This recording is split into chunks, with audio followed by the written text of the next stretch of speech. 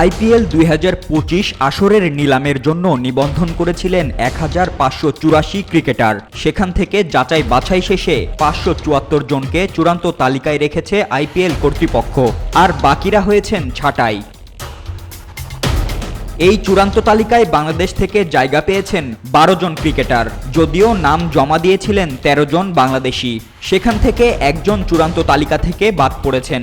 তবে এই তালিকা থেকে কে বাদ পড়েছেন তা জানা না গেলেও যারা চূড়ান্ত তালিকায় রয়েছেন তাদের নাম জানা গেছে। ৩ ক্যাটাগরির ভিত্তিমূল্যে এসব খেলোয়াড়দের নিলামের মাধ্যমে দল পাওয়ার সুযোগ রয়েছে। আইপিএল কর্তৃপক্ষ জানিয়েছে, বাংলাদেশি ক্রিকেটারদের মধ্যে সর্বোচ্চ ২ কোটি রুপি ভিত্তিমূল্যের ক্যাটাগরিতে রয়েছেন মুস্তাফিজুর রহমান, যিনি আইপিএলের সর্বশেষ আসরে একাধিকবার হয়েছিলেন পার্পল ক্যাপের মালিক। এছাড়া ১ কোটি রুপি ভিত্তিমূল্যে রয়েছে মেহেদী হাসান মিরাজ, সাকিব আল হাসান ও তাসকিন আহমেদের নাম।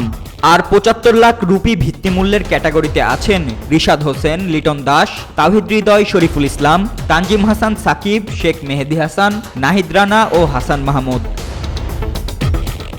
জানা গেছে, চূড়ান্ত তালিকার ৫৭৪ জন ক্রিকেটারের মধ্যে ভারতেরই রয়েছেন ৩৬৬ জন ক্রিকেটার, আর বিদেশি ক্রিকেটার রয়েছেন ২০৮ জন, যার মধ্যে সহযোগী দেশ থেকে আছেন ৩ জন। আর নিলাম থেকে সর্বোচ্চ ২০৪ জন ভারতীয় ও ৭০ জন বিদেশি ক্রিকেটারের দল পাওয়ার সুযোগ রয়েছে।